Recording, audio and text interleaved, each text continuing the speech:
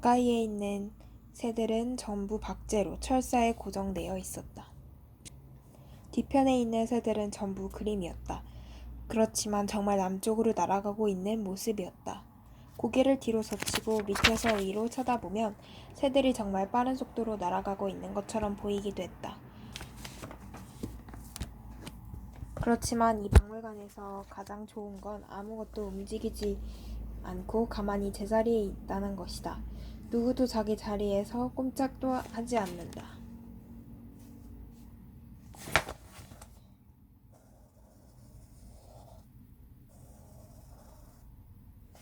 이를테면 10만 번을 보더라도 에스키모는 여전히 물고기 2마리를 낳은 채 계속 낚시를 하고 있을 것이고 새는 여전히 남쪽으로 날아가고 있을 것이다.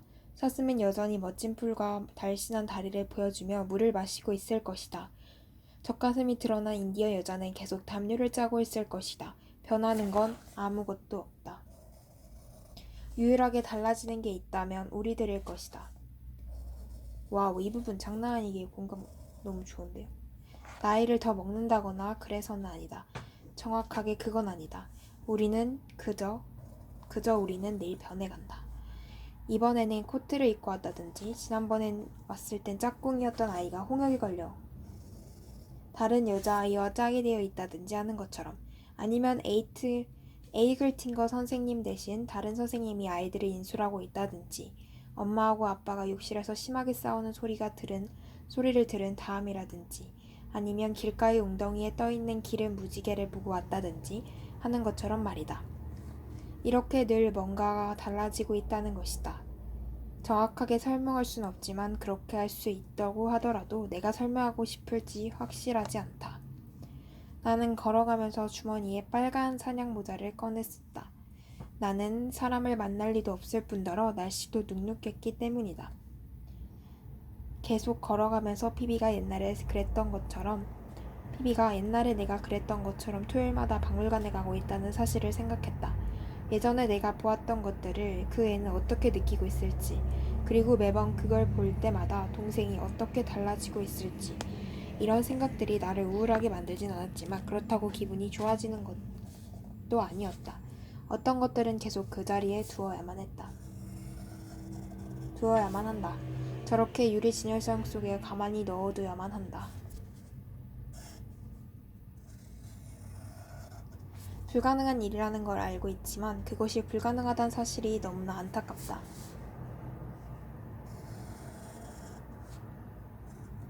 난 계속 이런 생각을 하면서 걷고 있었다.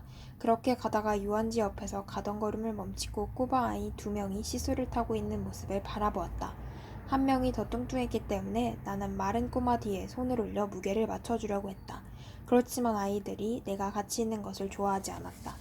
그래서 다시 그곳을 지나쳤다. 그러다가 갑자기 우리 일이 우습게 돼버렸다. 박물관에 도착하자마자 갑자기 그 안으로 들어가기가 싫었다. 누가 100만 달러를 준다고 해도 들어가고 싶지 않았다. 그곳은 전혀 나를 끌어당기는 부분이 없었다. 이곳에 들어가 보려고 공원을 가로질러 오기는 했지만 왠지 들어가기가 싫었다. 피비가 있었다면 들어갔을지도 모른다. 하지만 그 애는 없었다. 그래서 나는 그 앞에서 택시를 타고 빌트모어로 가기로 했다. 별로 가고 싶진 않았다. 하지만 이미 셀리와 만나기로 약속을 했기 때문에 어쩔 수 없었다. 빌트모어에 도착해보니 아직 시간이 일렀다.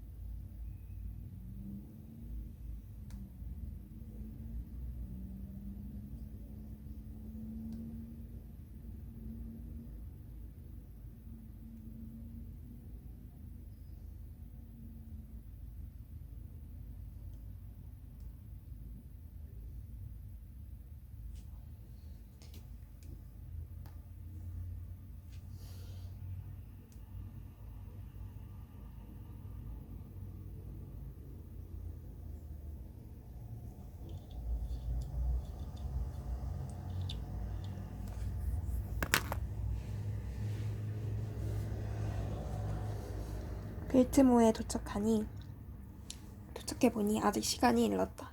그래서 로비의 시계 옆에 놓인 가죽 의자에 앉아서 지나가는 여자들을 쳐다보기 시작했다. 이미 방학에 들어간 학교들이 많았기 때문에 그곳에 앉아있거나 서성거리면서 남자친구가 나타나기를 기다리고 있는 여자들이 많이 있었다. 그 중에는 다리를 꼬고 있는 여자도 있었고 꼬지 않고 있는 여자도 있었다. 보기 좋은 각선미를 가진 여자가 있는가 하면 형편없이 못생긴 다리를 가진 여자도 있었다. 숙녀처럼 보이는 여자도 있었고 창녀처럼 보이는 여자 등 각양각색이었다. 내 말뜻을 알아들었는지 모르겠지만 정말 기가 막힌 구경거리였다. 어찌 보면 그 광경들은 나를 우울하게 만들기도 했는데 앞으로 저 여자아이들에게 무슨 일이 일어날 것인가 하는 생각 때문이었다.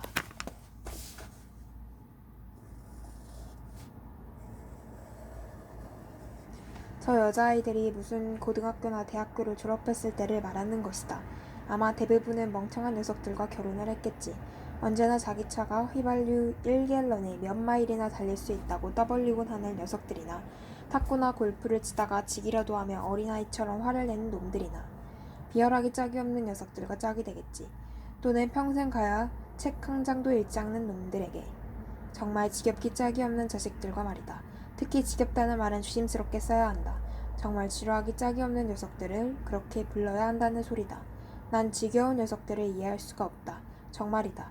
엘크톤 힐즈에 있을 때 나는 해리스 맥클린이라는 놈과 2달 정도 같은 방을 쓴 적이 있었다. 그는 정말 머리가 좋았지만 내가 만났던 인간들 중에서 가장 지겨운 놈 중에 하나였다. 듣기 싫은 쉰 목소리로 잠시도 쉬지 않고 중얼거렸다. 한순간도 말을 멈추지 않는 것이다.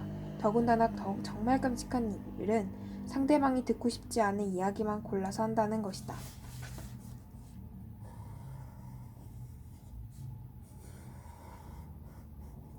하지만 그 녀석도 잘하는 게 있었다. 어느 누구보다도 휘파람을 잘 불었다. 침대를 정리하거나 옷장에 노상 뭔가를 걸어놓으면서 이게 또 사람을 환장하게 만든다. 쉰 목소리로 중얼거리지 않으며 휘파람을 불었다. 클래식을 불기도 했지만 대개는 재즈곡을 불렀다.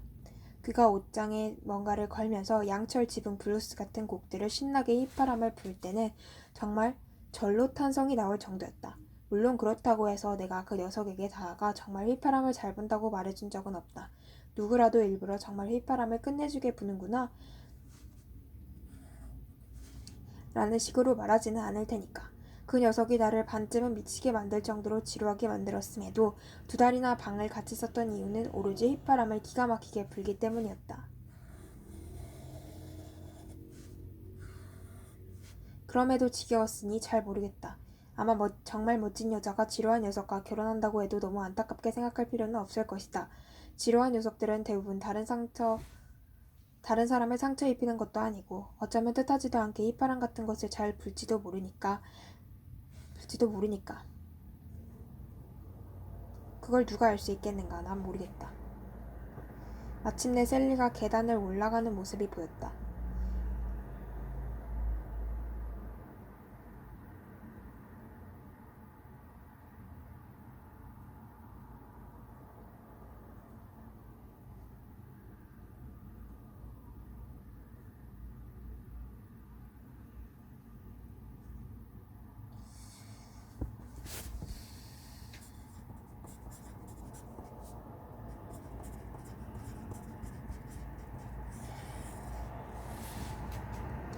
마침내 셀리가 계단을 올라오는 모습이 보였다.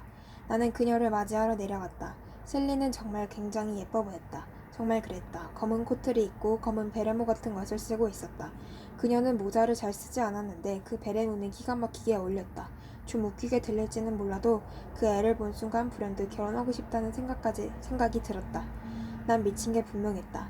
그다지 좋아하지도 않으면서 갑자기 그 애를 사랑하는 것 같다는 생각에 결혼하고 싶다는 생각까지 들다니 정말 미쳤다. 나도 인정한다. 홀든 이렇게 만나니까 정말 반갑다. 오랜만이야. 그녀가 말했다. 그 애는 어디에서 만나더라도 큰 목소리로 이야기해서 사람을 당하게 만드는 편이었다. 굉장히 예쁜 아이였기 때문에 그래도 할 수 없지만 그녀의 커다란 목소리는 늘 나를 어쩔 줄 모르게 만들곤 한다. 만나서 반갑다. 그건 사실이었다. 그래, 어떻게 지내니? 나야 잘 지냈지. 내가 좀 늦었니? 난 아니라고 말해. 만나서 반갑다. 그건 사실이었다. 그래, 어떻게 지냈니? 내가 잘 지냈지. 누가 말한 거야? 만나서 반갑다. 그건 사실이었다. 그래, 어떻게 지냈니? 내가 잘 지냈지. 내가 좀 늦었니? 난 아니라고 말했지만 그에는 10분 정도 늦었다. 하지만 난 전혀 상관없었다. 스터데이 이브닝 포스트 같은데 실린 만화를 보면 길모퉁이에 서있던 남자가 여자가 늦게 왔다고 화를 내는 장면이 있다. 하지만 그건 말도 되지 않는다. 만나기로 한 여자가 정말 예쁘게 꾸미고 왔다면 화를 낼 남자가 어디 있겠는가.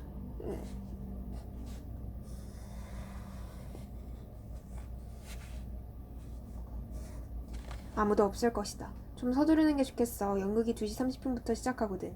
우리는 계단을 내려가 택시 타는 곳으로 갔다. 어떤 걸 보러 가는 건데? 그녀가 물었다. 잘 모르겠어. 런트 부부가 나오는 거야. 피를 살 수 있는 게 그것밖에 없었어. 런트 부부가 나온다고? 너무 근사하다. 이미 앞에서 내가 런트 부부의 이름을 들으면 그녀가 좋아서 날뛸 거라고 얘기했을 것이다. 우리는 극장으로 가는 택시 안에서 오랜만에 서로를 느꼈다. 셀리는 립스틱을 바르고 있었기 때문에 처음에는 좋아하지 않았지만 내 끈질긴 유혹에 결국 넘어가고 말았다. 그런데 택시가 2번이나 급정거를 하는 바람에 나는 하마터면 의자에서 떨어질 뻔했다. 운전기사라는 인간들은 자신들이 어디로 가고 있는지 제대로 보지 못하기 마련이다. 보지 않는 게 틀림없다. 그때 내가 얼마나 제정신이 아니었는지 그녀를 꼭 끌어안은 뒤에 사랑한다고 말했던 걸 보면 알 수 있을 것이다. 물론 그건 거짓말이었지만 그 말을 하는 순간만큼은 진심이었다. 난 분명히 미쳤다. 맹세코 미쳤다. 진짜 미쳤네. 뭐야, 사람 고를 이렇게 쉽게. 그녀가 말했다. 그러고는 곧바로 이렇게 말하는 것이다.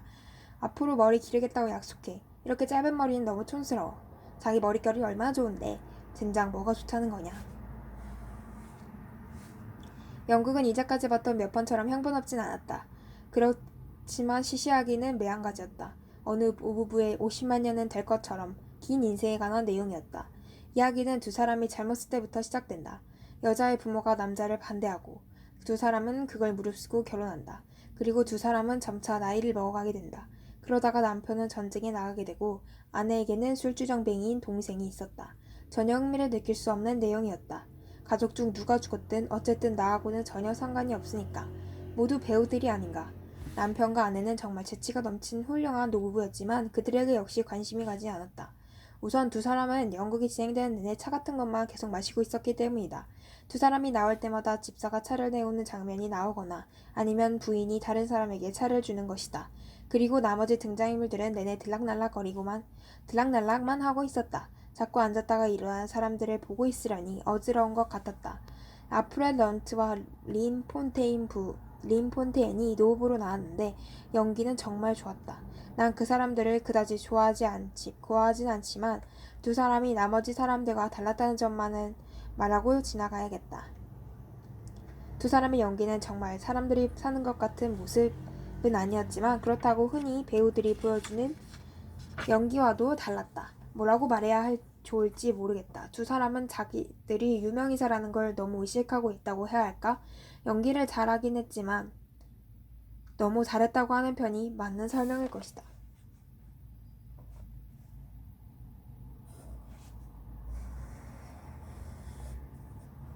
한쪽이 뭐라고 대사를 중얼거리면 상대방이 재빨리 대사를 받아 웅얼거렸다. 그 모습은 사실 사람들은 남의 말을 가로채면서 떠들어대기 일쑤니까 실제 상황과 비슷하다고도 할 수 있을 것이다.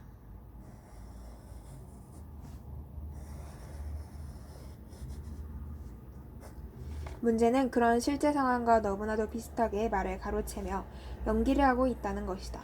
두 사람의 연기는 마치 빌리지에서 어니의 피아노 연주와 비슷한 거라고 말할 수 있을 것 같다.